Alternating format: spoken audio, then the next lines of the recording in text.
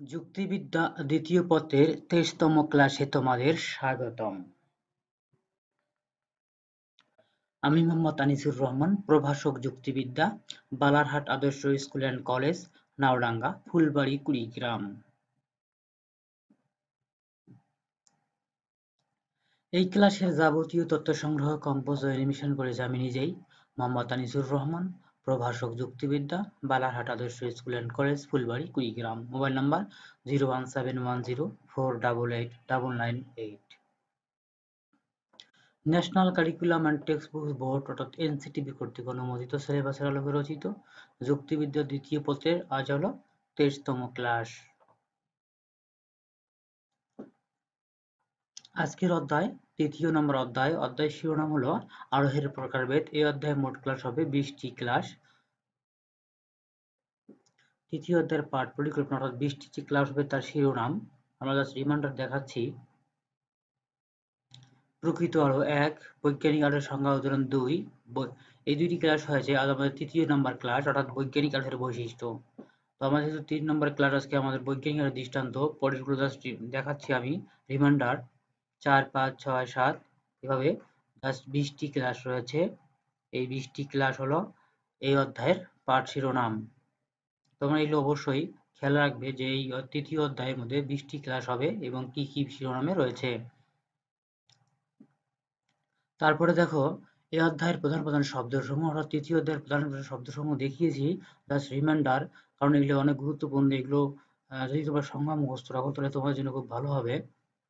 কার্যকারণ নীতি, সংশ্লেষক যুক্তিবাক্য, জেস মিল, আরোহমূলক লম্ব, অবৈজ্ঞানিক আরোহ, বৈজ্ঞানিক আরোহ, ঘটনা সংযোজন, পূর্ণাঙ্গ আরোহ, সাধু সাদৃশ্যানুমান, অসাধু সাদৃশ্যানুমান, অপ্রকৃত আরোহ, যুক্তিসাম্যমূলক আরোহ, সাদৃশ্যানুমান, প্রকৃত আরোহ। এইগুলোর প্রাথমিক সংজ্ঞা তোমরা অবশ্যই মুখস্থ রাখবে। এর পাঠ শেষে আমরা অর্থাৎ আমাদের তৃতীয় ক্লাস হবে। এই তৃতীয় ক্লাস শেষে আমরা কি শিখবো?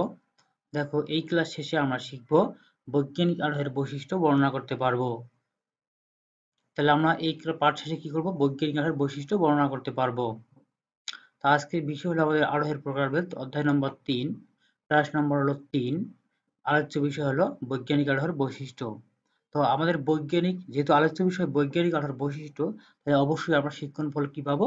যে বৈজ্ঞানিক আরোহের বৈশিষ্ট্য বর্ণনা করতে পারবো। চলো আমরা এখন দেখব বৈজ্ঞানিক আরোহের কি কি বৈশিষ্ট্য রয়েছে।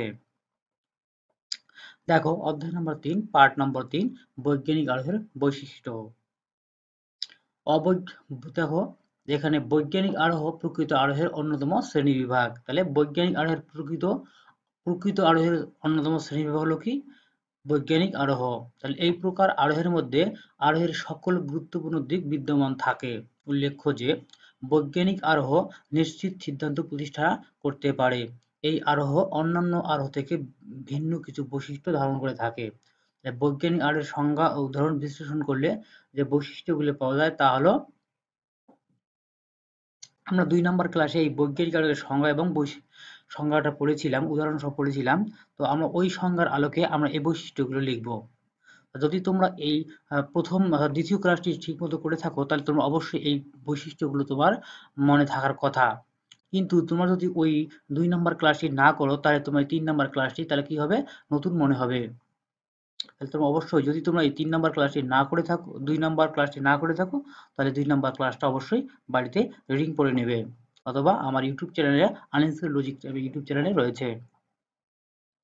তারপরে দেখো বৈজ্ঞানিক আরোহের সংজ্ঞা উদাহরণ বিশ্লেষণ করলে এর বৈশিষ্ট্যগুলো কি কি পাওয়া যায়। দেখো এক সময় হলো বৈজ্ঞানিক আরোহের সিদ্ধান্ত একটি সার্বিক সংশ্লেষক যুক্তিবাক্য। তাহলে এই বৈজ্ঞানিক আরোহের সিদ্ধান্ত একটি যে সার্বিক সংশ্লেষক যুক্তিবাক্য, এইটার মানে কি আমরা এই ব্যাখ্যাটা পড়লে খুব সহজেই বুঝতে পারবো। দেখো যে বৈজ্ঞানিক আরোহ বিশেষ বিশেষ দৃষ্টান্তের মাধ্যমে সিদ্ধান্ত হিসাবে একটি সার্বিক সংশ্লেষক যুক্তিবাক্য প্রতিষ্ঠা করে। এটি আরোহের অন্যতম প্রধান বৈশিষ্ট্য। যে যুক্তিবাক্যের বিধেয়ে তার সমগ্র উদ্দেশ্য সম্পর্কে কোনো কিছু স্বীকার বা অস্বীকার করে তাকে সার্বিক যুক্তিবাক্য বলে। সার্বিক যুক্তিবাক্য আমরা সার্বিক সংশ্লেষক যুক্তিবাক্য বলতে আমরা কি বুঝলাম? যে সার্বিক সংশ্লেষক যুক্তিবাক্য এমন একটি বাক্য যে কি তার সমগ্র উদ্দেশ্য সম্পর্কে কোনো কিছু স্বীকার বা অস্বীকার করে। সমগ্র অর্থাৎ সংখ্যায় বেশি পরিবারের সমগ্র উদ্দেশ্য। তাহলে আর যে যুক্তিবাক্যের বিধেয় তার উদ্দেশ্য সম্পর্কে নতুন তথ্য প্রদান করে তাকে সংশ্লেষক যুক্তিবাক্য বলে। তাহলে দেখো, সংশ্লেষক যুক্তিবাক্য, সার্বিক যুক্তিবাক্য, একটি সার্বিক সংশ্লেষক যুক্তিবাক্য। তাহলে সার্বিক যুক্তিবাক্য বলতে কি, সংখ্যায় অনেক বেশি অর্থাৎ সমগ্র উদ্দেশ্য সম্পর্কে কোনো স্বীকার করা বা অস্বীকার করা। আর সংশ্লেষক মানে বলতে এখানে যে যুক্তিবাক্যের কি বিধেয়তার উদ্দেশ্য সম্পর্কে নতুন তথ্য প্রদান করে। তাহলে সিদ্ধান্ত হবে একটি নতুন যুক্তিবাক্য।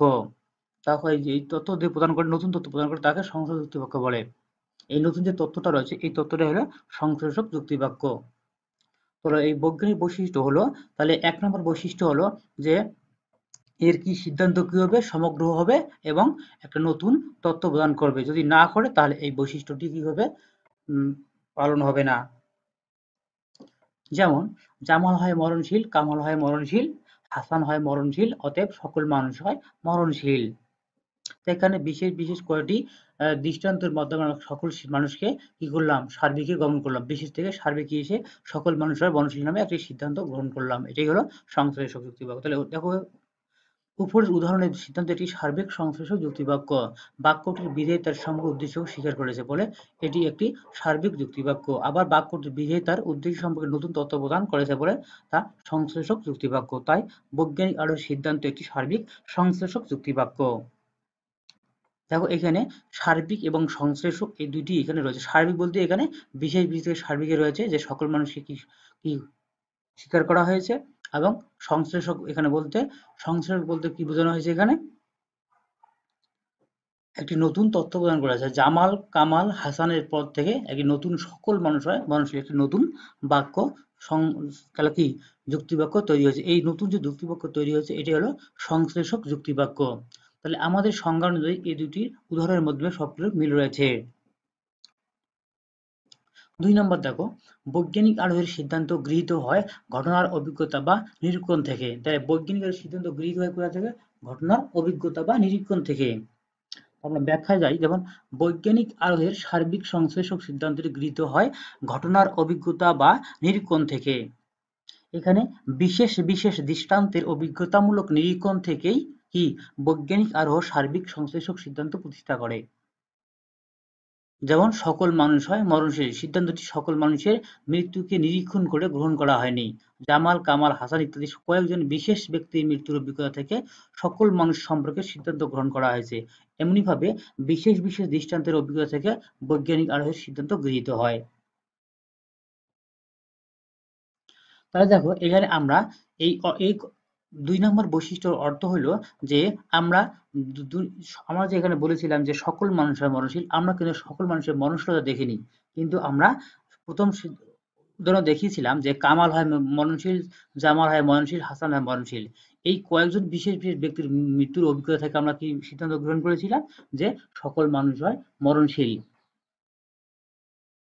আর এইভাবে বিশেষ বিশেষ দৃষ্টান্ত পরীক্ষা করার মাধ্যমে কি হয়, একটি বৈজ্ঞানিক আরোহের সিদ্ধান্ত গৃহীত হয়। ৩ নম্বর দেখো, যে বৈজ্ঞানিক আরোহের আরোহমূলক লম্ফ বিদ্যমান থাকে। তো আমরা এর আগে পড়িয়েছিলাম যে আরোহমূলক লম্ফটা কি। তো তোমরা যদি না বুঝে থাকো আরো বাড়িতে ভালো করে পড়ে নাও। তো একটা জাস্ট রিমাইন্ডার হিসেবে বলতেছি যে বৈজ্ঞানিক আরোহের আরোহমূলক লম্ফ বিদ্যমান থাকে। তা বৈজ্ঞানিক আরোহ যদি আরোহমূলক লম্ফ বিদ্যমান না থাকে তাহলে কি বৈজ্ঞানিক আরোহ হবে না। তাহলে দেখো, আরোহমূলক লম্ফ বৈজ্ঞানিক আরোহের একটি গুরুত্বপূর্ণ বৈশিষ্ট্য। যে প্রক্রিয়ার সাহায্যে বৈজ্ঞানিক আরোহে কয়েকটি দৃষ্টান্তের অভিজ্ঞতার ভিত্তিতে কোনো শ্রেণীর সকল সদস্য সম্পর্কে কোনো সিদ্ধান্ত গ্রহণ করা হয় তাকে আরোহমূলক লম্ফ বলে। কি, যে বিশেষ বিশেষ কয়টাকে সদস্য সম্পর্কে কোনো সিদ্ধান্ত গ্রহণ করা। আর দেখো, উদাহরণটা দেখো, যেমন ক, খ, গ, ঘ, ঞ নামের ব্যক্তির মৃত্যুর ঘটনা প্রত্যক্ষ করে সিদ্ধান্ত গ্রহণ করা হলো যে সকল মানুষ হয় মরণশীল। তো আমরা আমরা যেমন এখানে লিখেছিলাম যে জামাল হয় মরণশীল, কামাল হয় মরণশীল, হাসান হয় মরণশীল, অতএব সকল মানুষ হয় মরণশীল। আমরা এই যে তিনটি মানুষকে প্রত্যক্ষ দেখার পরে যে সিদ্ধান্ত গ্রহণ করলাম যে সকল মানুষ মরণশীল, এই তিনজন মানুষ থেকে যে আমরা সকলে আসলাম সকল মানুষ মরণশীল, এই লাভ দিয়ে আসার এটাই হলো আরোহমূলক লম্ফ। অর্থাৎ মধ্যের মধ্যে কিছু না বাকি রেখে, অর্থাৎ মধ্যের মধ্যে কিছু গ্যাপ থাকবে, এই গ্যাপটা হলো আরোহমূলক লম্ফ। এই গ্যাপ থেকে লাভ দিয়ে আসবো, আমরা সিদ্ধান্তে চলে আসবো। তা ক, খ, গ, ঘ, ঞ এই আমরা 26টি বর্ণ বা 32টি বর্ণের মধ্যে আমরা কি করব, এই 5টি বর্ণ শুধু মৃত্যু দেখলাম, বাকিগুলো আমরা দেখিনি। তাই আমরা সকল সিদ্ধান্ত গ্রহণ করলাম যে সকল মানুষ হয় মরণশীল। দেখো এই যে আমরা এই যে প্রত্যক্ষ করলাম না, বাকি মানুষগুলো যে মৃত্যুবরণ করলো, আমরা যে প্রত্যক্ষ করলাম না, কিন্তু তাও আমরা তাদের সম্পর্কে সিদ্ধান্ত গ্রহণ করবো যে তারাও মৃত্যুশীল। এটাই হলো আরোহমূলক লম্ফ। 5 জন মৃতভোগী ব্যক্তির সকল মানুষের সম্পর্কে সিদ্ধান্ত গ্রহণ করা হয়েছে, তা হলো আরোহমূলক লম্ফ। তো আরোহমূলক লম্ফ, এটা তুমি অবশ্যই মনে রাখবে যে আরোহমূলক লম্ফ কি, এবং আরোহমূলক লম্ফ বৈজ্ঞানিকের মূল বৈশিষ্ট্য। শুধু বৈজ্ঞানিক আরোহের বৈশিষ্ট্য না, সকল একলায় সকল বৈজ্ঞানিক আরোহের মূল বৈশিষ্ট্য হবে আরোহমূলক লম্ফ। যদি আরোহমূলক লম্ফ কোনো আরোহে বিদ্যমান না থাকে, তাহলে এটা প্রকৃত আরোহ হবে না, এটা হবে অপ্রকৃত আরোহ। 4 নম্বর দেখো, এখানে বৈজ্ঞানিক আরোহের সিদ্ধান্ত প্রকৃতির নিয়মাবলীর উপর নির্ভর। তাহলে বৈজ্ঞানিক আরোহের সিদ্ধান্ত কি হবে, অর্থাৎ আশ্রয় থেকে সিদ্ধান্ত যে গ্রহণ করবো আমরা, এই সিদ্ধান্তটা কি হবে, প্রকৃতির নিয়মানুবর্তিত নীতির অনুসারে। দেখো বৈজ্ঞানিক আরোহের ক্ষেত্রে কয়েকটি বিশেষ দৃষ্টান্ত নিরীক্ষণ করে সমগ্র সম্পর্কে সিদ্ধান্ত গ্রহণ করা হয়। তাহলে কি, আরোহের কোনো সিদ্ধান্ত গ্রহণের সময় সকল দৃষ্টান্ত প্রত্যক্ষ করা হয় না। তাহলে দেখো আমরা যেহেতু কয়েকজন মৃত্যু দেখে সকল মানুষের মৃত্যুশীল, এটা আমরা স্বীকার করে নিলাম, সেটাই বলতেছে এখানে যে আল্লাহের কোন সিদ্ধান্ত গ্রহণের সময় সকল দৃষ্টান্ত প্রয়োগ করা হয় না। এখানে কতিপয় জ্ঞাত দৃষ্টান্তের অভিজ্ঞতার ভিত্তিতে সকল দৃষ্টান্ত সম্পর্কে সিদ্ধান্ত গ্রহণ করা হয়। আর যে নীতির উপর ভিত্তি করে কতিপয় দৃষ্টান্ত থেকে সকল সিদ্ধান্ত কি সম্পর্কে সিদ্ধান্ত গ্রহণ করা হয়, তাই হলো প্রকৃতির নিয়মানুবর্তিতা নীতি। তাহলে আমরা আরেকবার পড়ে দেখি যে নীতির উপর ভিত্তি করে কতিপয় দৃষ্টান্ত থেকে সকল দৃষ্টান্ত সম্পর্কে সিদ্ধান্ত গ্রহণ করা হয়, তাই হলো প্রকৃতির নিয়মানুবর্তিতা। অর্থাৎ এখানে হলো যে আমরা পূর্বের যে অভিজ্ঞতা রয়েছে, যে নীতির উপর ভিত্তি করে আমরা একটা দৃষ্টান্ত, দুইটা দৃষ্টান্ত এবং তিনটা দৃষ্টান্ত উপর নির্ভর করে আমরা সকল দৃষ্টান্ত বা অন্যান্য দৃষ্টান্ত সম্পর্ক কি পরীক্ষা না করে সিদ্ধান্ত গ্রহণ করব। এই যে আমরা যে নীতির উপর প্রতিষ্ঠা করে আমরা এই সিদ্ধান্ত নেব, সেই সিদ্ধান্তই হলো কি প্রকৃতির নিয়মানুবর্তিতা নীতি। আজ যে অবস্থায় পানি তৃষ্ণা নিবারণ করেছে, ওই একই অবস্থায় কি ভবিষ্যতে পানি তৃষ্ণা নিবারণ করবে। যে অবস্থায় জামাল কামাল ও হাসান মৃত্যুবরণ করেছে, ওই একই অবস্থায় সকল মানুষ মৃত্যুবরণ করবে। সেসব পরিস্থিতিতে আগুন আজ দহন করেছে, সেসব একই অবস্থা কি ভবিষ্যতে তা আগুন দহন করবে। এভাবেই প্রকৃতির নিয়মানুবর্তিতা নীতি বৈজ্ঞানিক আরোহের সার্বিক সিদ্ধান্ত প্রতিষ্ঠায় সহায়তা করে। এখন আমরা এক কথায় যে প্রকৃতির নিয়মানুবর্তিতা হলো যে আমরা অতীতে দেখেছি কি যে আগুন কি করে, দহন করে, এবং বর্তমানে দেখতেছি কি আগুন দহন করে, এবং ভবিষ্যতে দেখব আমরা কি আগুন দহন করে। এই যে একটা নীতির উপর যে রয়েছে, এই নীতিটাই হলো কি প্রকৃতির নিয়মানুবর্তিতা। তারপরে দেখো এখানে কি দেখো যে পানি যে তৃষ্ণা নিবারণ করে, আমরা কি আগেও দেখেছিলাম যে পানি খেলে কি তৃষ্ণা নিবারণ করে, এখনো দেখতেছি কি যে পানি খেলে কি তৃষ্ণা নিবারণ করে, এবং ভবিষ্যতে দেখবো আমরা কি এই পানি তৃষ্ণা নিবারণ করবে। তাহলে এই যে একটা নীতি আছে, এই নীতিটাই হলো কি প্রকৃতির নিয়মানুবর্তিতা নীতি। তো আমরা যে বৈজ্ঞানিক আর সিদ্ধান্ত যে গ্রহণ করব আমরা, এই সিদ্ধান্তটা কি হবে, প্রকৃতির নিয়মানুবর্তিতা নীতির উপর নির্ভর করবে। যদি প্রকৃতির নিয়মানুবর্তিতা নীতি না হয় বা ওখানে অনুপস্থিত থাকে, তাহলে বৈজ্ঞানিক আরোহ হবে না। তারপর দেখো 5 নাম্বার দেখো, বৈজ্ঞানিক আরোহের সিদ্ধান্ত কার্যকর নীতির উপর নির্ভরশীল। ওটা হলো কি বৈজ্ঞানিক কার্যকরণ প্রকৃতির নিয়ম নীতির উপর, এটা হলো সিদ্ধান্ত কি কার্যকরণ নীতির উপর নির্ভরশীল। কার্যকরণ আমরা জানি যে প্রতিটা জিনিসেই কার্য কি হয়, কারণ ছাড়া ঘটে না। তাহলে এইখানে যে একটা সিদ্ধান্ত নিব আমরা, এটার একটা কি থাকবে, কার্যকারণ থাকবে। দেখো বৈজ্ঞানিক আরোহ যে দুটি পূর্বানুমানের উপর নির্ভরশীল, তার একটি হলো কি প্রকৃতির নিয়মানুবর্তিতা নীতি ও অন্যটি হলো কার্যকারণ নিয়ম। তাহলে কার্যকরণ নিয়ম অনুযায়ী প্রতিটি কার্যের একটি কারণ আছে, বিনা কারণে কোনো কার্য ঘটে না। আর প্রতি ক্ষেত্রে একই কারণ একই কার্য ঘটায়। নৈর্তিকভাবে কার্যকরণ নীতিকে দুই ভাগে প্রকাশ করা যায়, অর্থাৎ কি জগতে বিনা কারণে কোনো কার্য ঘটে না, এবং কোনো ঘটনাই অনিয়মিতভাবে অন্য ঘটনাকে অনুসরণ করে। তাহলে কোনো ঘটনাই অনিয়মিতভাবে অন্য ঘটনাকে অনুসরণ করে। আবার কি সদর্থকভাবে কার্যকরণ নীতিকে দুই ভাগে প্রকাশ করা যায়, যেমন কি প্রতিটি ঘটনায় কি কার্যকরণ নিয়মে বাধা এবং প্রতি ক্ষেত্রে একই কারণ একই কার্য ঘটায়। তাহলে অর্থ হলো কি প্রতিটি ঘটনার কি একটা কার্যকরণ থাকে, যে কারণ থাকবেই, কারণ না থাকলে কি কার্য ঘটবে না, এবং প্রতি ক্ষেত্রে ওই যে কারণে ওই কার্যটা ঘটবে সেই একই কারণে ওই কার্যটা প্রতিবারই ঘটবে। যেমন আগুন আজ যে কারণে দহন করছে সে একই কারণে কি আগামীতেও সর্বদা আগুনটাও দহন করবে। এখন আজকে যদি আগুনটা দহন করে পড়ে তাহলে আগামীতেও যদি ওই আগুন কি দহনই করবে, ওই কারণেই দহন করবে। তাহলে দেখো, যে কারণে আকাশে মেঘ জমে বৃষ্টি হয় সেই একই কারণে অন্যান্য সময়ে মেঘ জমে বৃষ্টি হবে। বৈজ্ঞানিক আরোহের ক্ষেত্রে বিভিন্ন দৃষ্টান্তের অভিজ্ঞতায় কি কার্য ও কারণের সম্পর্কের ক্ষেত্রে ধরে নেওয়া হয়, যে কারণে দৃষ্টান্তগুলোতে কি কার্য সংঘটিত হয়েছে ওই একই কারণে অন্যান্য দৃষ্টান্ত একই কার্য সংঘটিত হবে। এভাবে বৈজ্ঞানিক আরোহের সিদ্ধান্তে সার্বিকরণ করা হয়। এই দেখো, এই কার্যকর নীতির উপর নির্ভরশীল এটার এক কথাই হলো কি, যে আমরা যে উদাহরণ দিয়েছিলাম প্রথমে, যে জামাল হয় মরণশীল, কামাল হয় মরণশীল, রাসেল হয় মরণশীল, অতএব সকল হয় মরণশীল। আমরা কিন্তু সকল মানুষকে মরণশীল হয়ে দেখিনি, কিন্তু আমরা কি জামাল যে কারণে মারা গেছে, জামাল মারা গেছে, কামাল মারা গেছে, রাসেল মারা গেছে যে কারণে, এবং ভবিষ্যতে আমরাও সেই একই কারণে মারা যাব। তা আমরা এই যে একই কারণে যে মারা যাব, এই যে কার্যকরণ নীতি, এটাই হলো কার্যকরণ নীতি, যে আমরা জন্মেছি আমরা মৃত্যুবরণ করব। তো এই যে একটা অর্থাৎ কি কারণ, যে আমরা মৃত্যুবরণ কেন করতেছি, আমরা জন্মগ্রহণ করেছি এই জন্য আমরা মৃত্যুবরণ করতেছি, এই যে একটা কারণ রয়েছে, এই কার্যকরণ নীতি, এই যে হলো কার্যকরণ নীতি। অর্থাৎ কোনো জিনিসই কি করে না, কোনো কারণ ছাড়া ঘটে না। তা দেখা যায় যে এই কার্যকরণ নীতি ছাড়া অর্থাৎ কোনো কিছুই কারণ ছাড়া ঘটে না। আমরা যদি মনে করি যে কি, যে মনে করো এটা মনে করো যে মেঘ জমে বৃষ্টি হচ্ছে, এখন আকাশে যে কারণে আজকে বৃষ্টি হবে, ভবিষ্যতে পরবর্তী কারণে কি এই একইভাবে কিন্তু একই কারণে কিন্তু কি হবে, মেঘ জমে আকাশে বৃষ্টি হবে, বৃষ্টি আকাশ থেকে কি বৃষ্টি হবে। তো এই এই যে নিয়মটা, এই যে নিয়মটা পর্যায়ক্রমে প্রতিনিয়ত একই নিয়মে একই কার্য ঘটে, এটি হলো কি কার্যকরণ নীতি। এই নীতির উপর ভিত্তি করে কি করা হয়, বৈজ্ঞানিক আলোকের সিদ্ধান্ত কি করা হয়, সিদ্ধান্ত নেওয়া হয়। এবং এই বৈজ্ঞানিক আরো সিদ্ধান্ত যখন আমরা গ্রহণ করব, তখন কি হবে, এটা কি উপস্থিত থাকতে হবে, যদি এটা অনুপস্থিত থাকে তাহলে এই বৈজ্ঞানিক আরো কি সঠিক অবৈধ হবে। 6 নম্বর দেখো, বৈজ্ঞানিক আরোহ পরিবেশ পরিবর্তনের মাধ্যমে দৃষ্টান্ত সমূহকে পরীক্ষা করে।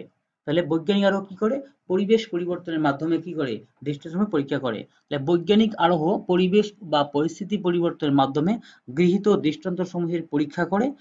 পরিবেশ পরিবর্তনের মাধ্যমে বৈজ্ঞানিক আরোহ প্রয়োজনীয় ও অপ্রয়োজনীয় কি উপাদানগুলো পৃথক করে। আর এই পৃথক করার প্রয়োজনীয়তা উপাদানগুলো রেখে অপ্রয়োজনীয় উপাদানগুলো বাদ দেওয়া হয়। এই প্রক্রিয়ার কারণে বৈজ্ঞানিক আরোহ অবৈজ্ঞানিক আরোহ থেকে পৃথক। কাজেই পরিবেশ পরিবর্তনের মাধ্যমে দৃষ্টান্ত পরীক্ষণের এই বৈশিষ্ট্যগুলো খুবই গুরুত্বপূর্ণ। তো দেখা যায় যে আমরা জামাল হয় মরণশীল, কামাল হয় মরণশীল, রাসেল হয় মরণশীল, এই বাকিগুলো বাদ দিয়ে যে আমরা একবার সিদ্ধান্ত গ্রহণ করলাম যে সকল মানুষ হয় মরণশীল, আমরা যে বাকিগুলো বাদ দিলাম, এটা হলো কি অপ্রয়োজনীয় উপাদান। তো আমরা এটাকে অপ্রয়োজনীয় উপাদান হিসেবে বাদ দিলাম, এবং আমরা সবশেষে কি সিদ্ধান্ত গ্রহণ করলাম। প্রয়োজনীয় উপাদানগুলো রেখে বাকি অপ্রয়োজনীয়গুলো কি আমরা কি বাদ দেব। কোথায়, এই বৈজ্ঞানিক আরোহে। 7 নম্বর দেখো, বৈজ্ঞানিক আরোহের লক্ষ্য আকারগত ও বস্তুগত উভয় প্রকার সততা প্রতিষ্ঠা করা। তাই বৈজ্ঞানিক লক্ষ্য কি, আকারগত ও বস্তুগত কি উভয় প্রকার সততা প্রতিষ্ঠা করা। এখন আকারগত ও বস্তুগত কি আমরা এটা এখন দেখব, যে সার্বিকভাবে আরোহ অনুমানের লক্ষ্য থাকে আকারগত বস্তুগত উভয় প্রকার সত্যতা কি প্রতিষ্ঠা করা। এই বৈশিষ্ট্যের কারণেও বৈজ্ঞানিক আরোহ অনুমান ও অবৈজ্ঞানিক আরোহ অনুমান থেকে পৃথক। তাহলে এই বৈশিষ্ট্যের কারণে কি হয়, যে বৈজ্ঞানিক আরোহ এবং অবৈজ্ঞানিক মধ্যে একটা কি পার্থক্য থাকে। সকল প্রকার আরোহ অনুমান আকারগত ও বস্তুগত উভয় প্রকার সত্যতা প্রতিষ্ঠার চেষ্টা করে থাকে। তাহলে আমরা এখানে কি বুঝলাম, যে যতগুলো আরোহ রয়েছে, বৈজ্ঞানিক আরোহ, অবৈজ্ঞানিক আরোহ, সাদৃশ্য অনুমান, অসাদৃশ্য অনুমান, এক কথা যত প্রকার আরোহ রয়েছে, এই আরোহগুলো কি করে, উভয় প্রকার কি করে বস্তুগত ও আকারগত বস্তুগত সততা প্রতিষ্ঠার চেষ্টা করে থাকে। সাধারণত কি বৈজ্ঞানিক আরোহে প্রকৃতি নিয়মানুবর্তিতা নীতি ও কার্যকরণের ভিত্তিতে সিদ্ধান্ত গ্রহণ করা হয়। এই কারণে আকারগত ও বস্তুগত উভয় প্রকার সততা প্রতিষ্ঠা করা সম্ভব হয়। তো এখানে আকারগত বলতে এখানে বোঝানো হচ্ছে যে আমরা যে একটা আকার দেই, যে রাসেল হয় মননশীল, কামাল হয় মননশীল, অতএব সকল মানুষের এই একটা আকার দিলাম, এটি হলো আকারগত সত্যতা। আর বস্তুগত সত্য হলো যেটা বাস্তবের সাথে মিল রয়েছে, যে আমরা যে কথাটা সত্য করলাম সে কথাটা কি প্রকৃতিগত বা হোক বা বাস্তবে হোক বা আমাদের জীবনের সাথে হোক, এগুলো মিলে যায় বা সত্য রয়েছে জগতের মধ্যে, সেটাই এখানে প্রতিষ্ঠা করা হয়। ৮ নম্বর দেখো, বৈজ্ঞানিক আরোহ নিশ্চিত সিদ্ধান্ত প্রতিষ্ঠা করতে পারে। তো সর্বশেষ হলো কি বৈজ্ঞানিক কি করতে পারে, নিশ্চিত সিদ্ধান্ত একটা প্রতিষ্ঠা করতে পারে। বৈজ্ঞানিক আরোহের ক্ষেত্রে প্রকৃতির নিয়মানুবর্তী নীতি ও কার্যকারণ নিয়মের উপর নির্ভর করে সিদ্ধান্ত গ্রহণ করা হয়। আমরা জানি কি প্রকৃতির নিয়মানুবর্তিতা নীতি অনুযায়ী প্রকৃতি একই অবস্থায় সর্বত্র কি একই আচরণ করে, আর কার্যকারণ নিয়ম অনুযায়ী একই কারণ সর্বদা একই কার্য ঘটায়। বৈজ্ঞানিক আরোহের ক্ষেত্রে প্রতিকূল দৃষ্টান্তের সম্ভাবনা দেখা যায় না বলে এখানে অনুভূতিও আশঙ্কা থাকে না, তাই কি বৈজ্ঞানিক আরোহ নিশ্চিত সিদ্ধান্ত প্রতিষ্ঠা করতে পারে। তো এই নিশ্চিত প্রতিষ্ঠা করতে পারে, তার যুক্তি যুক্তি হলো কি যে যেহেতু বৈজ্ঞানিকের ক্ষেত্রে কি প্রকৃতির নিয়মানুবর্তিতা নীতি ও কার্যকরণ নিয়ম নির্ভর সিদ্ধান্ত গ্রহণ করা হয়, তাই এটি।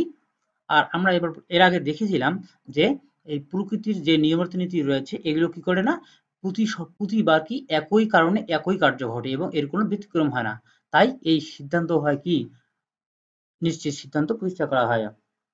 এই ৮টি বৈশিষ্ট্য রয়েছে। পরিশেষে বলা যায় কি যে বৈজ্ঞানিক আরোহের মধ্যে আরোহের মৌলিক ও গুরুত্বপূর্ণ বৈশিষ্ট্যগুলো বিদ্যমান, কিন্তু কেউ কেউ বৈজ্ঞানিক আরোহের বিরুদ্ধে আপত্তি উত্থাপন করেছেন। তাদের অভিযোগ হলো যুক্তিবিদ মিল বৈজ্ঞানিক আরোহের যেসব বৈশিষ্ট্যের কথা বলেছেন সেগুলো প্রাকৃতিক বিজ্ঞানে উপযুক্ত আরোহের ক্ষেত্রে আদৌ প্রয়োগ করা যায় কিনা সে বিষয়ে কি সংশয় আছে। অনেকে কি কার্যক্রমের সম্পর্ক আবিষ্কার ও প্রমাণের পদ্ধতি হিসেবেও বৈজ্ঞানিক আরোহকে কি অগ্রহণযোগ্য বলে মনে করেন।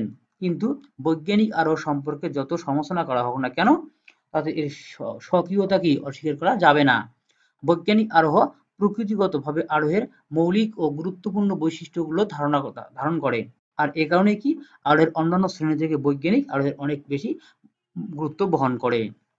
তো সবশেষে বলা যায় যে বৈজ্ঞানিক আরোহের কিছু কিছু দার্শনিক বা বিজ্ঞানী যুক্তিবিদ যদিও সমালোচনা করেছেন যে এর মধ্যেও কি থাকে অনুভূতি থাকে, কিন্তু এর গুরুত্বকে অস্বীকার করা যায় না।